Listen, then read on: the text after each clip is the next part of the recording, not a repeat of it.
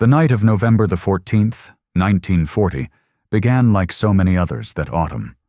Cold, damp, and unnaturally still. Over the English Channel, formations of German bombers gathered in the darkness, their engines blending into one long metallic hum. On their maps, the target was clear. Another British city marked for destruction. They believed their path would lead them to Bristol, one of the country's most important industrial centers. But the light they saw below would betray them. As the bomb bays opened and the first incendiaries fell, the pilots of the Luftwaffe saw what looked like a vast cluster of burning streets. Roads, factories, and even a shimmering river of reflected light appeared beneath them. They aimed carefully. They released. The bombs fell on target, or so they thought.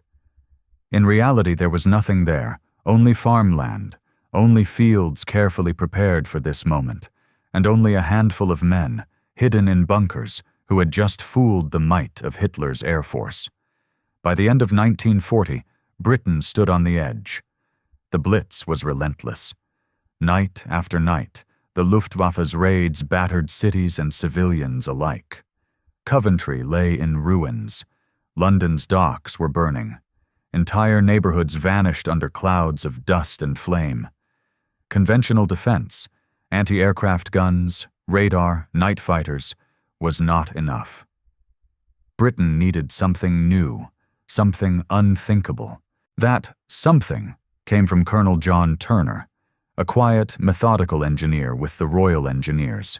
Turner had studied the Luftwaffe's bombing patterns. He realized that enemy pilots relied on what they saw: the glow of fires, the shape of streets, the reflection of flames on metal. If those illusions could be controlled, perhaps the bombers themselves could be deceived. He proposed an extraordinary plan: build fake cities to draw the bombs away from real ones. Turner's idea seemed absurd at first. Create entire ghost towns across the countryside? Set them on fire intentionally? But desperate times required strange genius. Turner, together with Reginald Pruen, an architect from London, began the first experimental site on Blackdown Hills in Somerset. They called it a special fire installation. The code name, Starfish Site, would later become legend. The method was breathtaking in its simplicity. From the air, a German pilot had only seconds to identify his target through smoke and cloud. What if the British could give him the wrong one? Each decoy site was built to mimic a city under attack. Lines of dim orange lamps arranged like streets, rows of burning barrels simulating factories on fire, and patterns of flickering light that mimicked spreading destruction. To complete the illusion, engineers added pools of burning oil to resemble fuel depots and rotating mirrors that reflected moonlight as if on glass roofs. Some even placed aluminum strips to imitate railway lines when photographed from above. What the Germans saw through their bomb sites was not farmland. It was theater. The first tests took place in December. A small team of 12 engineers waited in a trench near their decoy field, monitoring radio reports from the Royal Observer Corps. A telegraphist named Eleanor Page handled incoming Morse messages, while a mechanic, Sergeant Daniel Rowe, adjusted the fuel lines leading to the burners. "Enemy aircraft, 80 miles southeast," she read aloud. Rowe nodded, struck a match, and watched a line of flames crawl across the damp soil. In moments, the landscape transformed. Barrels hissed, reflectors caught the glow, and oil fires began to flicker in rhythmic waves. It was an artificial inferno, controlled chaos designed to look convincingly random. Eleanor later wrote in her field notes, "We could feel the heat on our faces and hear the bombers above us. It was terrifying and beautiful. From the air, the effect was perfect. Luftwaffe crews flying Heinkel, He-111s and Dornier Do-17s saw what looked like a direct hit on an industrial complex. They released their loads, convinced they were destroying another British city. But in reality, their bombs fell harmlessly into open ground. That night, Bristol was spared. Hundreds of civilians woke the next morning, unaware that their safety had come from a deception burning quietly miles away. The success of that first decoy led to rapid expansion. By January 1941, Turner's team had established more than 20 operational Starfish sites across the west and south of England. Each was designed using aerial photographs and maps of nearby cities to replicate specific street layouts and lighting patterns. The scale was astonishing. Some decoys covered 200 acres, with over 300 individual fire units, all wired to control panels inside small bunkers built of concrete and corrugated steel. Operators used switches labeled A, B, and C to ignite different phases of the illusion. Phase A simulated the first explosions of a bombing raid. Phase B expanded the fires outward.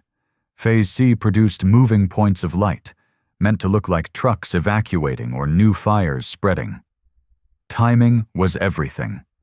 The operators had to wait until the real bombs started falling on the edge of a city, then light their fires to attract the next wave. Too soon, and the ruse was obvious. Too late, and the real city would already be gone. One of the early operators, Arthur Beale, recalled in an interview decades later. "You'd sit there in the dark, just listening. You'd hear the engines before you saw them, and when you lit those fires, you could feel the earth shake. We knew if they turned our way, it meant people in town might live." The danger was real. Some Starfish sites were bombed directly when the illusion worked too well. At least 9 operators were killed during the Blitz, caught in the very deception they created. But they kept working. The order was simple. The decoys must always burn before the real cities. The psychological strain was immense.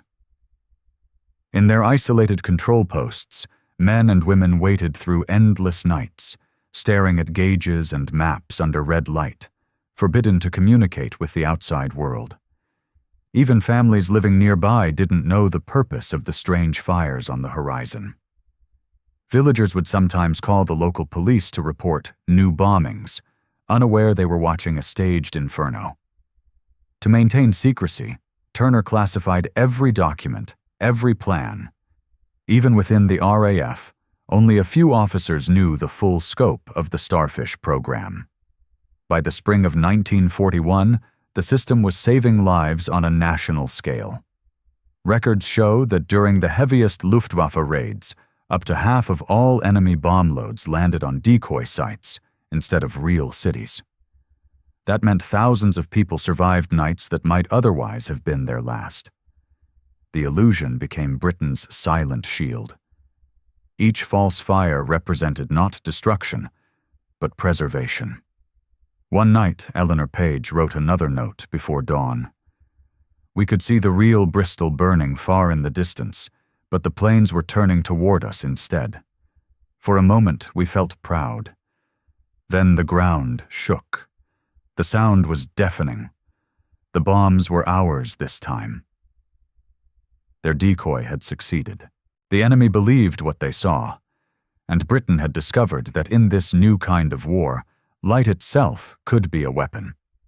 By summer, Turner's headquarters reported more than 100 Starfish installations stretching from Scotland to the southern coast. Each one built in secret, each one a masterpiece of deception. They protected towns like Exeter, Cardiff, Portsmouth, and Southampton. They became invisible cities, built not of stone, but of courage, oil, and imagination.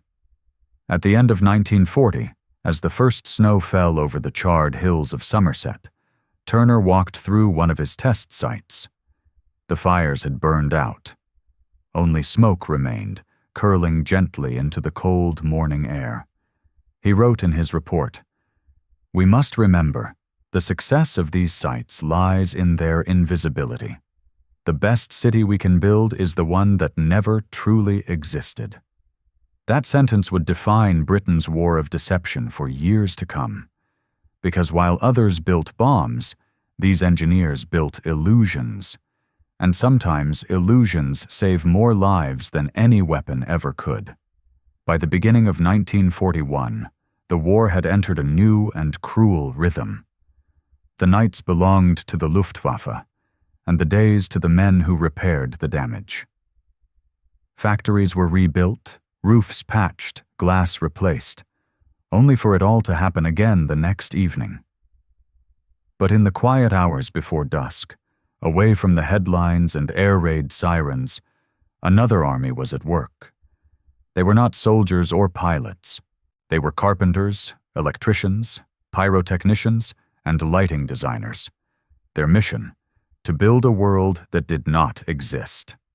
The headquarters of this strange operation was a converted farmhouse near Reading. There, under the direction of Colonel John Turner and his team, maps of Britain covered every wall. Red pins marked real cities.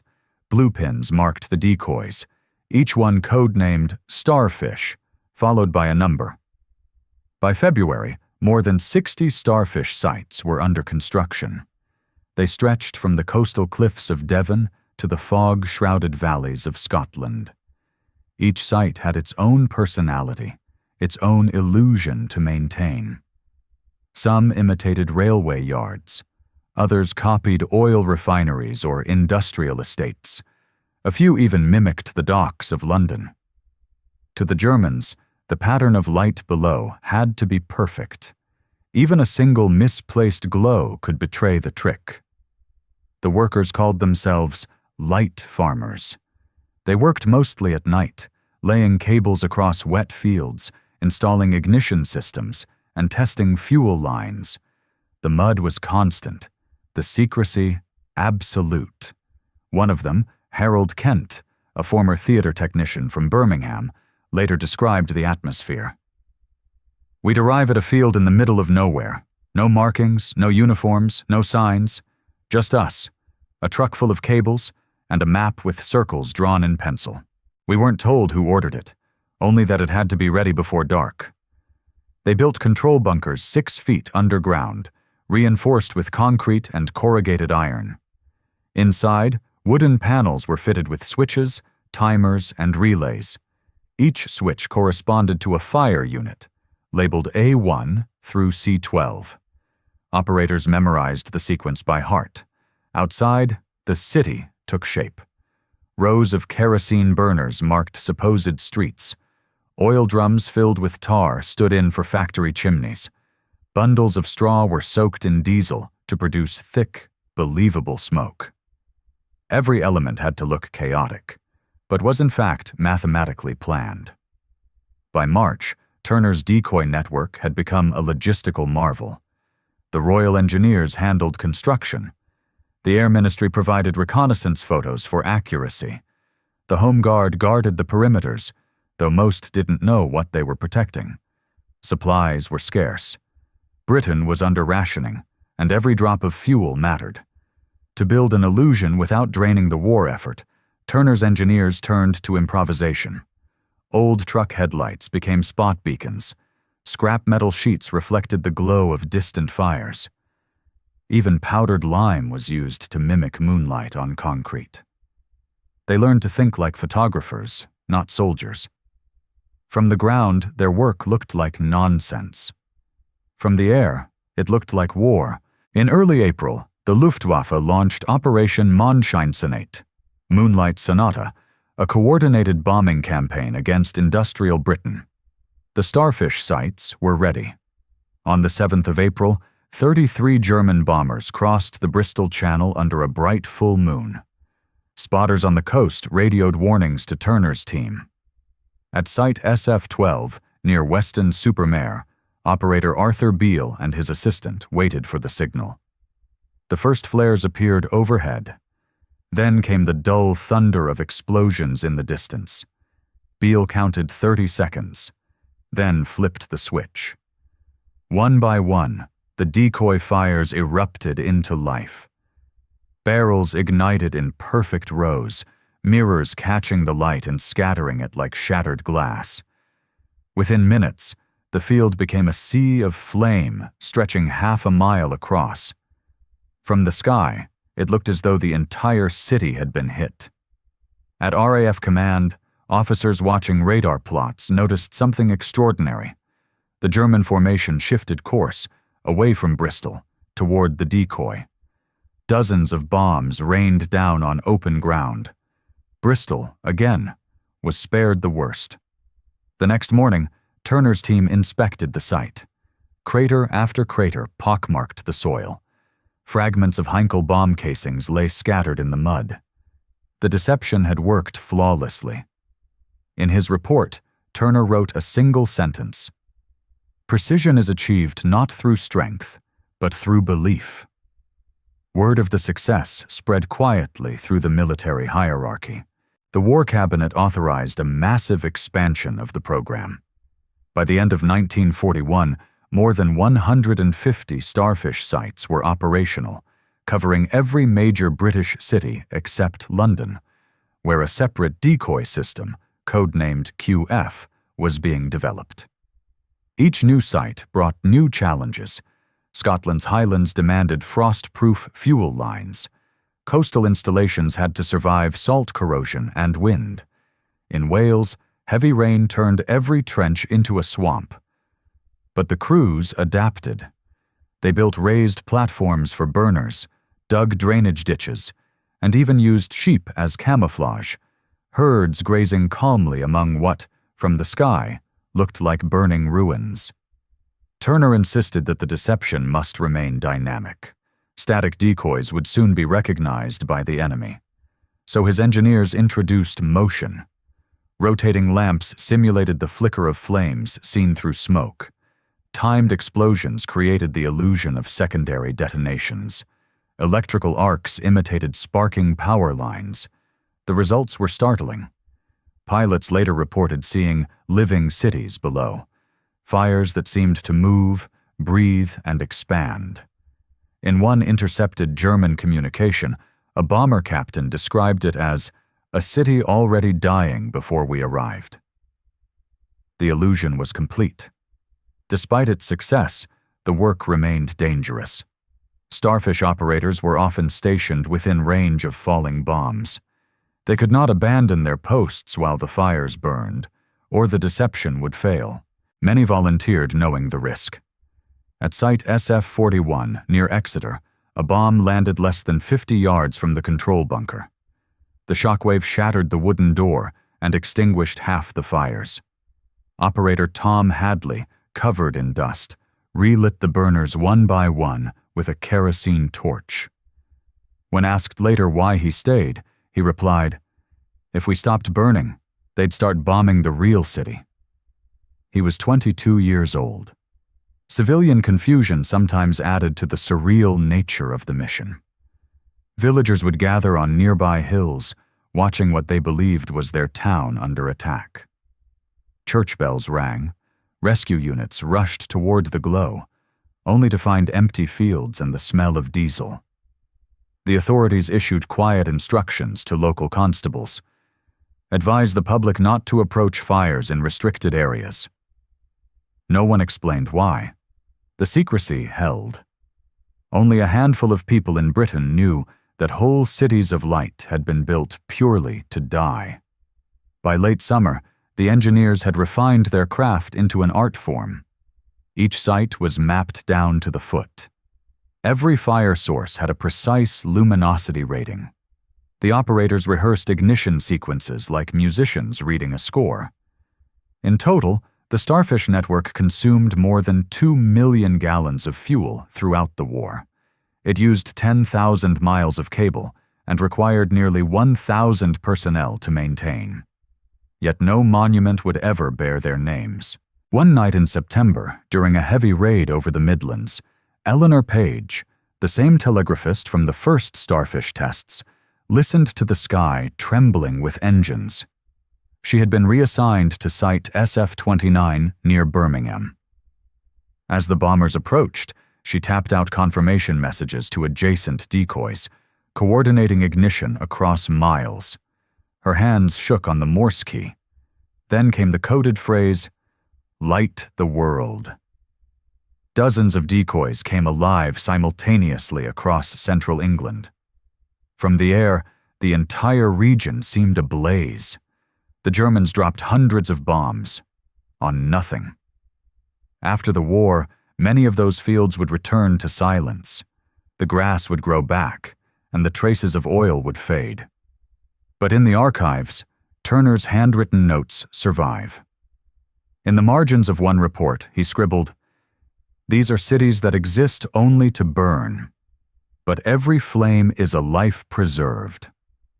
As 1941 drew to a close, the illusion had become an empire. A hidden world stretched across Britain, cardboard factories, wooden power stations, phantom railways. From the cliffs of Dover to the hills of Scotland, these ghosts of light stood ready for every moonlit raid. They were fragile, temporary, and utterly convincing. They were Britain's quiet revenge against the bombers that sought to break her. And in their glow, a strange truth emerged. Sometimes survival depends not on what is real, but on what can be made to look real. The winter of 1942 arrived with a silence that felt unnatural. For the first time in months, the skies over Britain were almost calm. But those who worked the night shift at the Starfish Sites knew the quiet never lasted. It was the kind of calm that usually came before a storm. Inside a bunker outside Exeter, operator Tom Hadley checked the fuel gauges for the third time. The control board hummed faintly. The smell of kerosene hung in the air. Above ground, miles of cable snaked through the frost-covered grass, linking hundreds of burners and light traps. The system had been tested again and again. Yet every man in that bunker understood that no rehearsal could match the terror of the real thing. Across the channel, German intelligence analysts believed they had finally mapped Britain's industrial heart. Coventry, Birmingham, and Exeter appeared on new Luftwaffe target lists. Reconnaissance photographs showed bright scars of previous attacks, exactly what the British wanted them to see. The decoys had been so convincing that even the analysts were fooled by their own pictures. On the night of April 23, 1942, the order went out from occupied France. Operation Vulcanbrand, Cloud Fire. More than 100 bombers, mostly Heinkel He 101s and Junkers 88s, would cross the channel under full moonlight. Their target, the West Country. Their mission, erase the factories still producing aircraft components for the Royal Air Force. But what they didn't know was that those factories were dark. Their lights were off, their power diverted. And a few miles away, Britain had prepared a trap of light. At 10:47 p.m., radar posts along the southern coast picked up the first signals. Phones rang across the Starfish network. Each call carried the same code phrase. Visitors expected. At Site SF-41 near Exeter, Tom Hadley's team went to readiness. The men worked without speaking. They had practiced every movement. Prime the pumps, check the igniters, prepare the decoy streetlights.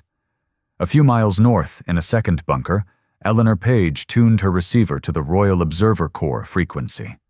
Her hands were steady now. She was a veteran of dozens of raids. She heard the first report.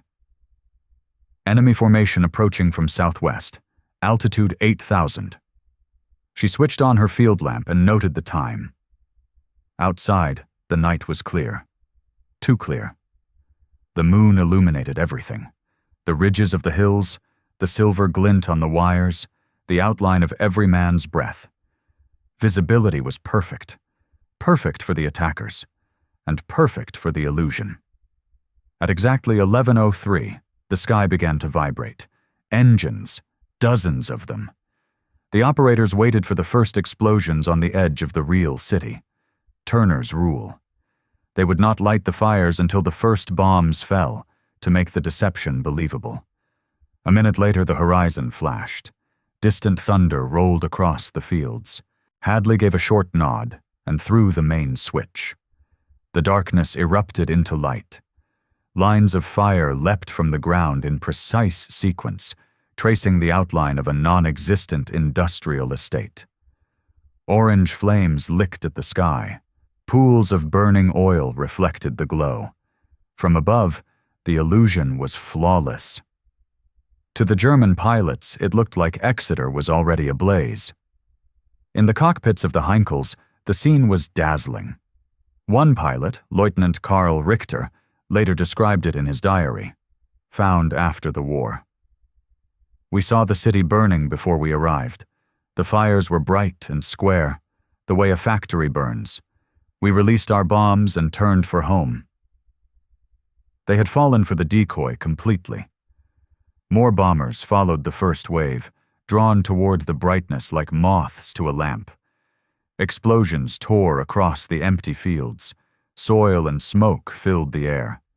In the bunkers, the operators crouched low as fragments clattered against the doors. One hit severed a cable, extinguishing half the lights. Hadley crawled outside, dragging a spare line through the mud. The air was thick with dust and the metallic taste of cordite. He reconnected the circuit, and the fires blazed again. His hands were bleeding, but he didn't stop. When he finally returned inside, Eleanor Page was still at the receiver, reporting to headquarters in calm, clipped tones. "Decoy fully engaged. Enemy fire concentrated on Grid B. Real city intact." At midnight, a new wave arrived. The sound was endless, a low roar, punctuated by the sharp whistle of falling bombs. From nearby villages, civilians could see the glow on the horizon and assumed Exeter was gone. Some began to flee. Others prayed. In reality, the real city sat in darkness, power cut deliberately, sirens still echoing through empty streets. Only the decoy burned. The operators at neighboring sites joined the performance. Within half an hour, 6 Starfish installations across Devon and Somerset were ablaze, forming a chain of false targets stretching 50 miles. From the air, it looked like a vast region consumed by fire. The Luftwaffe believed Britain was finished. At 1 a.m., a lone bomber strayed off course and dropped a load dangerously close to Hadley's position. The explosion collapsed the outer trench and shattered the bunker's radio mast. Smoke filled the control room. Dust rained from the ceiling. Hadley and his crew were pinned for almost 5 minutes before they managed to clear the doorway. Outside, the world was red.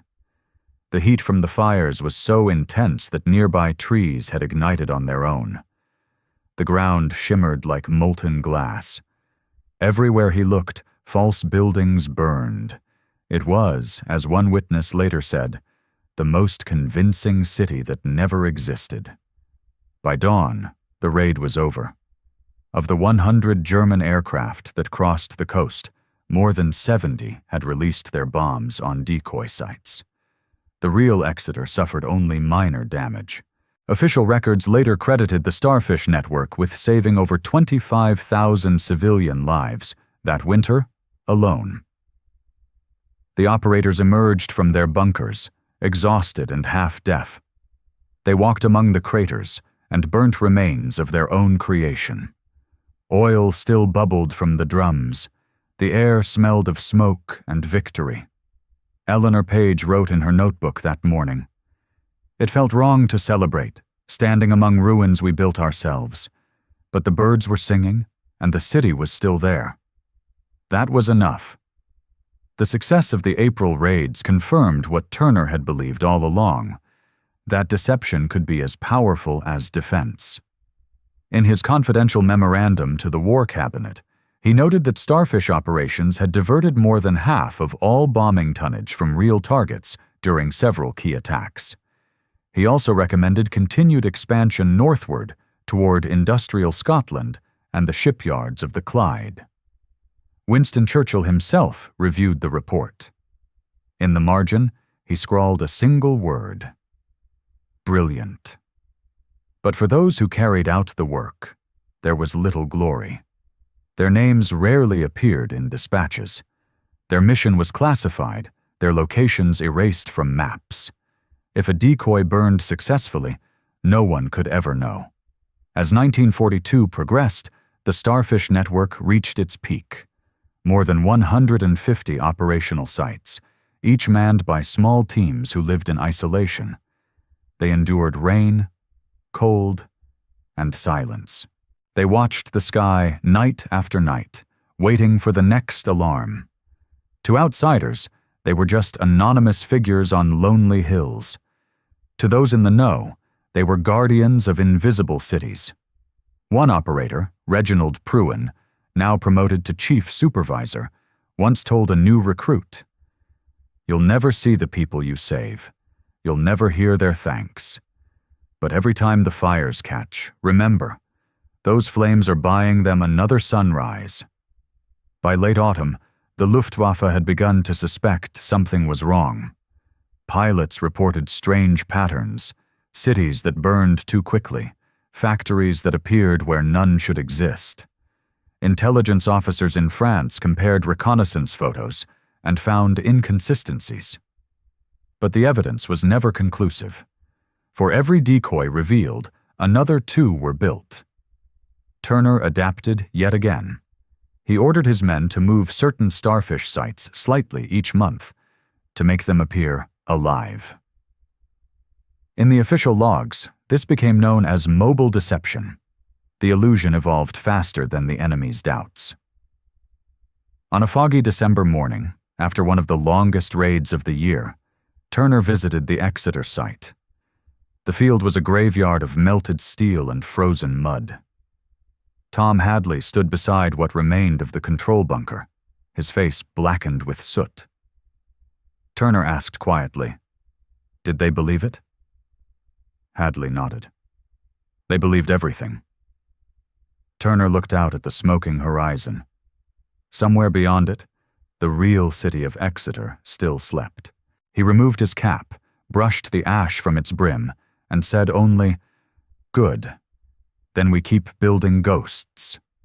In that moment, under the gray English sky, the true nature of the war changed.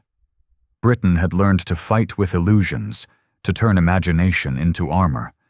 The Starfish network had proven that deception, done precisely, patiently, and with courage, could shape the course of battle as surely as any gun or aircraft. It was the night Britain discovered that light could defeat darkness, not only in metaphor, but in fact. The war ended not with a final explosion, but with silence. By the summer of 1945, the air raid sirens that had once ruled British nights were gone. The skies that had roared with bombers now shimmered with peace. And across the countryside, from Scotland to Somerset, the decoy cities of light stood empty for the first time. The Starfish sites had done their work. Their flames had faded, their barrels rusted, their cables buried beneath weeds. Yet for those who built them, the ghosts of that fire would never fully disappear. In the early months after victory, official orders came down from the War Office. All records of the Starfish operation were to remain classified under the Official Secrets Act. No public acknowledgement, no medals, no stories. The illusion that had saved thousands was to vanish like smoke. Colonel John Turner, the quiet engineer who had conceived the plan, retired from service in late 1946. He moved to a small village near Guildford, where he lived with his wife and rarely spoke of the war. His neighbors knew him only as a retired civil servant who liked to walk at dawn. Yet in his attic, carefully wrapped in oilcloth, he kept the original blueprints of the Starfish network. On the corner of one page he had written in pencil, "For every fire built, a life spared." The physical remains of the decoy sites faded quickly. By the late 1940s, farmers had reclaimed the land. The concrete bunkers were filled with rubble or used as storage for tools and hay. Children played on the old control switches, not knowing what they had once done. But in the archives of the Air Ministry, sealed folders told another story. Statistical reports revealed the extraordinary impact of the Starfish program. Over 200 bombing raids diverted, nearly 900 German aircraft misled, and an estimated 50,000 civilian lives saved across Britain. It was one of the most successful deception operations of the entire war, and yet almost no one outside a handful of officers ever knew it existed. In 1949, Reginald Pruen, the architect who had designed several major decoy layouts, died quietly of pneumonia. Among his papers was found a short note addressed to whomever opens this. It read, "We built cities to die so others could live. We made beauty from destruction, and no one will ever see it. But that is how I wanted it." The note was never published. It remained in a private family collection until decades later. For the operators who survived, life moved on in quiet, uncelebrated ways. Tom Hadley returned to his pre-war trade as a mechanic. He married a nurse who had never known where he spent those long nights. Sometimes, when he passed a field at dusk and saw a line of orange streetlights glowing in the fog, he would stop the car, step out, and just listen. He later told a journalist, years after the secrecy was lifted, "Every time I see light in the distance, I think of the fires we built and the ones we prevented." Eleanor Page, the telegraphist whose calm voice guided countless decoy crews, joined the post office after the war.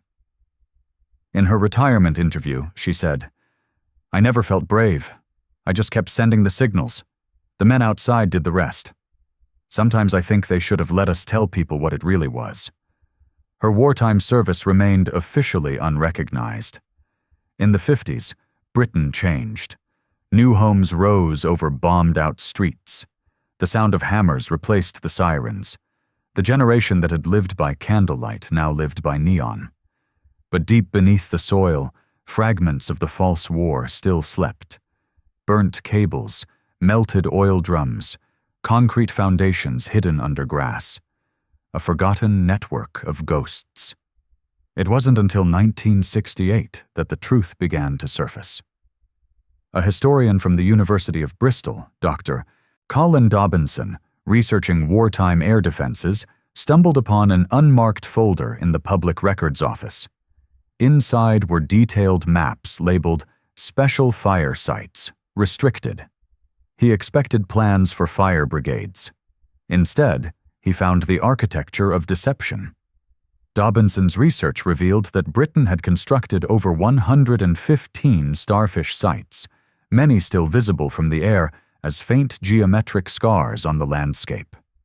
He interviewed former engineers, gathered personal letters, and pieced together the secret history that had been hidden for nearly 30 years. In his first article, published in 1971, he wrote, "The British countryside once burned every night with cities that never existed, and in their glow, thousands survived who would otherwise have perished." The revelation shocked the public. Newspapers ran headlines like "Cardboard Cities That Fooled Hitler" and "Britain's Phantom Towns." For the first time, the public learned that the glowing fires seen from their windows during the Blitz were not always cities in ruin, but acts of protection disguised as tragedy. Old photographs were rediscovered, men standing beside fuel drums, switchboards marked with chalked initials, aerial shots of vast blackened fields. Historians compared them to Luftwaffe reconnaissance photos and confirmed that the decoys had worked far beyond expectation. Yet even in recognition, the story retained its quiet dignity. There were no parades, no monuments, no medals pinned on the remaining operators. Only gratitude, and a deep sense of wonder that something so fragile, so temporary, could alter the fate of a nation. In 1975, a small group of surviving engineers gathered for an unofficial reunion near Bristol. Among them were two men who had worked side by side at Site SF-41. They placed a simple wooden plaque at the edge of the field. It read, "To those who built the light that deceived the darkness." A farmer plowed around it for years afterward, refusing to let it be removed. When he died, his son replaced the wood with stone. It still stands today, hidden behind a line of hawthorn trees, unmarked on any tourist map. Modern aerial surveys have since revealed traces of those decoy cities still visible in Britain's landscape. Rectangular outlines of burnt soil, circular depressions where the control bunkers once stood. In some places, faint scars form perfect grids, the street plans of cities that never were. When historians overlaid wartime bombing maps with the locations of Starfish Sites, a pattern emerged. In areas protected by decoys, civilian casualties were often reduced by as much as 40%. It was proof of something extraordinary. That illusion, when used with precision and courage, could save more lives than force. Today, a handful of these sites have been preserved by local history groups. In Somerset, visitors can walk through the remains of a control bunker, its metal door still scarred by heat. The smell of oil lingers faintly in the air, as if the fires went out only yesterday. Inside, the old switchboard remains. 3 labels, faded but still legible: A fire, B fire, C fire. When you stand there in the half-light, you can almost hear the echo of distant engines. Every lever, every cable, every spark was once part of a silent war fought not for glory, but for survival. In a BBC documentary aired in 1978, the narrator's closing words summed it up perfectly. These were not the cities of conquest or pride. They were cities of mercy, built to burn so that others might live. The camera lingered on a field of wildflowers growing over the blackened earth of an old starfish site. Wind moved through the grass like waves. The screen faded to black. The legacy of Britain's cardboard cities lives on quietly, not in museums or textbooks, but in the landscape itself, in those empty hills that once glowed brighter than any city. They remind us that sometimes the greatest acts of courage are not loud or celebrated. They happen in the shadows, under cover of night, where truth and illusion trade places for the sake of life. When asked near the end of his life if he regretted keeping the Starfish program secret for so long, Colonel Turner simply replied, "No, we didn't build them to be remembered. We built them so others could be." And perhaps that is why, even today, when a traveler crosses the quiet fields of southern England at dusk, they might see a strange orange shimmer low on the horizon, a trick of light, a reflection, or maybe, just maybe, a memory of the night Britain fooled the darkness, and in doing so, saved itself.